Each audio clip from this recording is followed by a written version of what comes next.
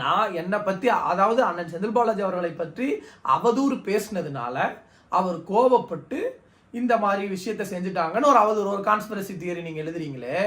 அவரை பத்தி பேசுனது எல்லாமே 16வது நிமிஷத்துக்கு மேலதான். ஆனா 5வது நிமிடத்துல அவர்கிட்ட, விஜய் கிட்ட, அந்த கூட்டத்தில் இருக்கக்கூடிய அவருடைய காவல்துறை அதிகாரி மேலே, அவருக்காக காவலுக்கு வந்திருக்கக்கூடிய ஒருத்தர் மேலே போய் விஜய் கிட்ட இந்த மாதிரி பர்ஸ்ட் ஆயிடுச்சு, கிரௌடுக்குள்ள சலசலப்பு நடக்குது, உங்க பேச்சை சீக்கிரமா முடிங்கன்னு சொன்னாரு, கூட்டத்துக்கு நடுவில் 5வது நிமிடம்ல ஆம்புலன்ஸ் போக ஆரம்பிச்சது, இதுக்கெல்லாம் என்ன பதில் அப்படின்னு கேட்டிருக்காரு. பதில் சொல்லுங்க. ஆம்புலன்ஸ் ஏன் கூட்டம் ஏன் பர்ஸ்ட் ஆச்சு, 5வது நிமிஷத்துல இருந்து தள்ளுமுள்ளு ஏற்பட்டுச்சு, இதுக்கும் உங்க கான்ஸ்பிரசி தியரிக்கும் ஏதாவது கனெக்டிவிட்டி வருதான்னு பாருங்க.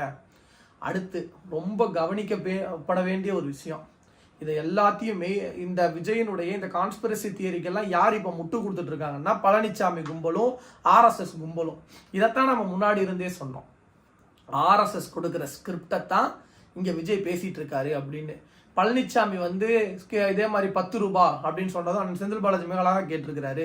அதிமுக ஆட்சி காலத்துல 10 ரூபாய் வாங்கக்கூடிய டாஸ்மாக்ல 10 ரூபாய் அதிகமா வசூலிக்கப்பட்டதா வந்த புகார்கள், எவ்வளவு புகார்கள் மீது நடவடிக்கை எடுக்கப்பட்டிருக்கு, அந்த டேட்டா நம்பர் எல்லாம் சொல்லி ஒரு வருஷத்துக்கு எத்தனை ஆயிரம் புகார்கள் மேல நடவடிக்கை எடுக்கப்பட்டிருக்கு. அப்ப இத்தனை நடவடிக்கைகள் 10 ரூபாய் அதிகமா வாங்கினாங்கன்னு அதிமுக காலத்துல எடுத்திருக்கிறாங்களே, அப்ப அந்த 10 ரூபாய் எல்லாம் யாருக்கு போச்சு? பழனிசாமிக்கு போச்சா?